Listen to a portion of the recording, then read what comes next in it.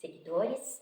Estamos aqui em Rui Barbosa, na casa do Mariano Weitzman, onde, após um período de parada, nesta questão de levar ao conhecimento quem são os nossos vereadores, os nossos representantes na Câmara Municipal de Vereadores de Arroio do Meio, nós retomamos esse trabalho sempre com aquele intuito de fazer com que a comunidade conheça quem é seu representante, de onde veio, o que faz, como ele chegou ao cargo na política, como ele entrou para a política. Então, o nosso objetivo com este tipo de atividade proposta pela RDK é fazer exatamente criar um elo entre o vereador e a sua comunidade, né? E para que exista este elo, é necessário que as pessoas se conheçam minimamente, saibam alguma coisa, um pouco mais da outra, onde veio, onde nasceu, quem foram seus pais.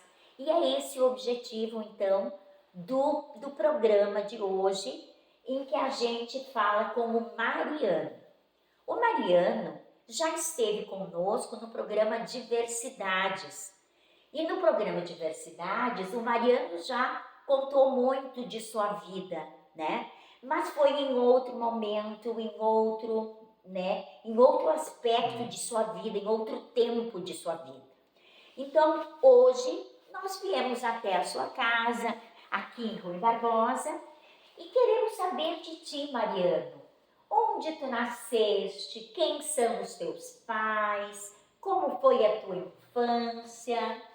Primeiramente, quero desejar um bom dia, uma boa tarde, uma boa noite para quem estiver nos assistindo. Dependendo do horário. Né?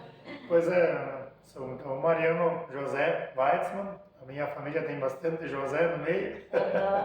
E eu sou natural da Forqueta Baixa, né? Da comunidade aqui do prefeito anterior, Danilo Brux. Meu pai é falecido, faleceu em 9 de abril de 2013, ele faleceu de um câncer, inclusive ganhou um infarto segurando minha mão. Faleceu bem. São lembranças bem fortes, mas hoje, graças a Deus, né? a gente já só pensa nas coisas boas. Os exemplos que deixou. Exatamente, então, até hoje, cada vez que eu faço uma oração, sempre é um fato curioso, que eu sou ativo no esporte, né? E jogando meu campeonato no clube, em sábados de tarde, ou em domingos, que seja, toda vez que eu rezo, aparece a imagem dele atrás de mim. Eu só peço para ele me dar saúde e o resto deixa comigo. Assim em tudo na vida, né? E como era o nome dele? Milton Weitzman. Famoso paio, chapéu, chamado. Sim. Era uma figura, né? Meu pai era uma pessoa que eu tiro de exemplo, ele nunca estava triste. Ele não tinha problema. Isso podia estar com o pior problema na vida financeira ou que seja pessoal, com a perda de um parente querido, um ente querido, uma coisa. Ele nunca demonstrava isso. Mas sabia lidar com a tristeza, ele não sabia, ele nunca se queixou na vida. Tu tem um problema?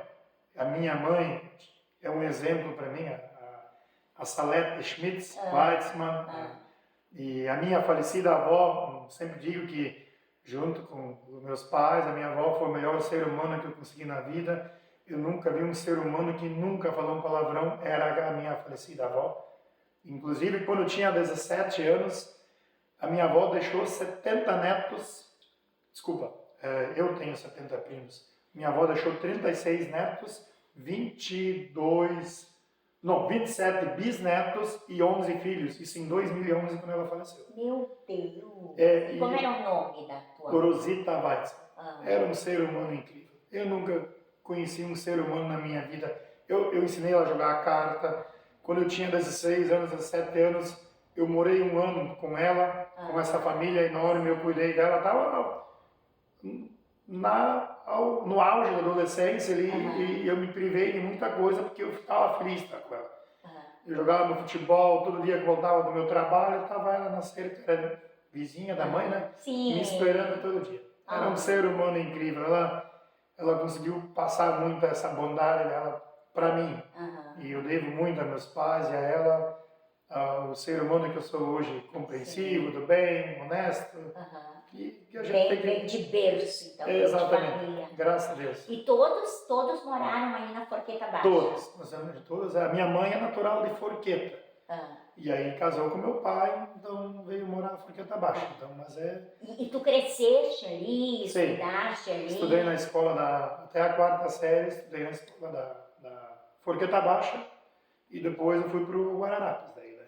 Como é que era o nome da escola da Forqueta Baixa? General Osório. General Osório, ela foi fechada? Sim, né? isso, e eu tenho com orgulho também para dizer alguma coisa, graças a Deus eu tenho muitos fatos marcantes na minha vida. Bons exemplos. São pequenos, mas são marcantes. Por exemplo, o único título no futebol que a General Osório tem, eu conquistei na 4ª série, fiz dois gols na final, com um Bamba e uma calça listrada, assim. Eu me lembro, era em 94, o Brasil ficou ganhando do Camarões aquele jogo. Era as intercolegiais, no polivalente ali. Sim. Eu fiz 2 gols em cima da Afonso Celso, de picada, que o meu goleiro era meu primo. Dei um bico na cara dele e fiz o gol da vitória do título. Foram momentos assim. Tô lá no quadrinho daquela escola, eu junto com meus colegas, fizemos história. Que boas memórias, Sim, né? Boas memórias. Muito bom. E como é que era naquela época, assim, que tu era jovem, assim, criança? Como é que eram as brincadeiras? O que tu fazias? Meu Deus, eu fazia arrastão com saco de batata no arroio. Eu botava espera para pegar mussum. Nós colhia soja com trilhadeira. Eu adorava colher soja com trilhadeira, porque aquela vez os vizinhos se ajudavam. Sim. Hoje estamos na terra do seu Milton Weitz. Colhia soja, milho. Aí nos trilhava a soja, todo mundo se juntava. Um trazia pipoca, um trazia laranja, um trazia bolo, um trazia pastel. Nós juntávamos um lençol no meio do mato, assim. Nós se juntávamos, aquilo lá não tinha preço. Nós se juntávamos, nós via a hora de 3h30, aí tu tinha tudo aquele banquete simples, gostoso, e no meio do mato, assim, no verão. Isso é maravilhoso. Ajudavam a trabalhar também ou só brincavam? Não, eu aprendi isso desde a infância, a trabalhar. Mas eu trabalhava com prazer, assim. Eu sempre ajudei na agricultura, começamos na agricultura, temos 10, 11 anos, aí o pai começou a sair da agricultura, daí o pai foi para obras, né? Meu pai era pedreiro. Pedreiro! Isso, daí eu trabalhei muito servente de pedreiro com meu pai. Por exemplo, nós fizemos uma casa, o pai estragou a bitoneira dele. Naquela época tinha uma pequenininha e não tinha dinheiro para consertá-la. Nós fizemos uma casa, eu fiz toda a casa, eu trabalhei de servente, fiz toda a massa à mão na caixa. Toda a casa. Tudo na mão, olha, eu trabalhava. Tudo no braço. Eu acho por isso que eu tenho um pouco de resistência à minha idade, acho que eu aprendi desde pequena. E que idade tu tens agora que tu falaste em idade? 41. 40. Em outubro eu vou para 42. Às vezes é legal, eu vou nos campos de futebol, né? Aí eu vejo amigos meus com 30, 35 anos, barba e cabelo branco, né? Aí eu chego neles, olho e penso, pessoal, que coisa, né? O tempo faz bem para uns e mal para outros. Aí eles olham, mas tu é um caralho, eu só faço. Mas mais ou menos, a gente brinca, né? Sim, com certeza. E daí tu vieste dessa infância onde tu colheste valores importantes ao lado do pai, da mãe, da avó, né? Foste muito ligado, então, desde cedo ao trabalho.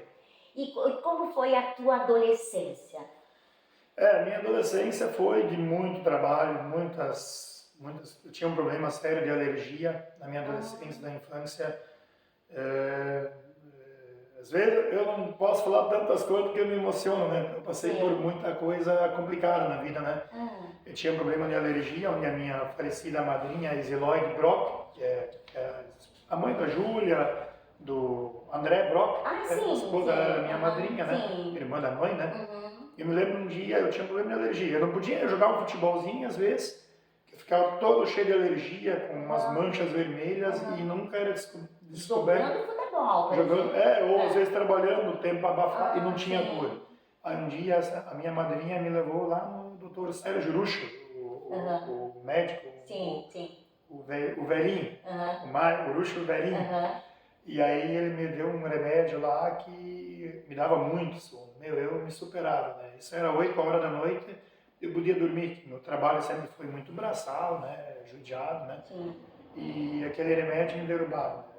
Foram dias difíceis. Hoje, graças a Deus, está tudo controlado, não tomo mais medicação nenhuma. Estou bem, graças a Deus, já um bom par de anos, né? Mas a minha adolescência foi muito trabalho, né? A gente vem de uma família humilde, né? Sempre trabalhar, né? Então eu comecei na agricultura, fui para obras. Com 14 anos tinha carteira assinada já na fábrica de calçados, que era do Hugo Greff, onde o Danilo mora, no prédio. Era embaixo, o Getty Bom ali. Ali tinha uma fábrica de calçados. Aí fui dali, aí eu fui para Scheller, em Forqueta. Eu sei que não tinha nem bicicleta, peguei uma bicicleta de um vizinho emprestada, fui de bicicleta até Forqueta, pedi emprego, onde a Kombi passava na frente de casa, eu ia trabalhar. Depois da Scheller eu fui trabalhar na Vipal, trabalhei 1 ano e meio lá no secador, que era estocagem das sementes. Mas só trabalhava pelo jeito, só trabalhava, não se divertia? Sim, o meu divertimento era o futebol. E graças a Deus, naquela época não era tudo tão encarecido, né? Meus pais nunca, não me faltou comida em casa, né?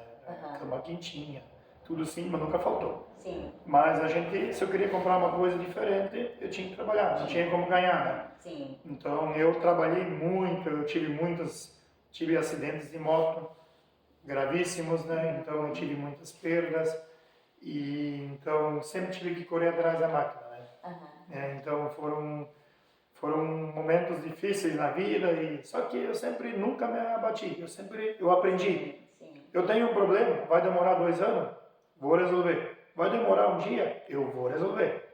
Tu ficar reclamando e sentado não vai resolver. Eu sempre fui atrás da solução. Eu nunca me abatia, né? Eu estou bem, estou numa cama quentinha dormindo, estou comendo. Por resto eu conquisto, né? Então, mas fazia muita festa com meus amigos também. Sim. Nós íamos num baile, por exemplo, naquela época com 10 reais. E onde eram os bailões da época? Era o antigo centro evangélico, as reuniões dançantes. Meu Deus, levantava aquela fumaceira, aquele show de luz. Era muito e não tinha celular, não tinha nossas rodas. Nós via como cada um dançava. Eu tinha cada figura da fogueta abaixo, um dançava assim, o outro pendurava a chave do fusquinha, sacudia a perna para mostrar que tinha um fusquinha.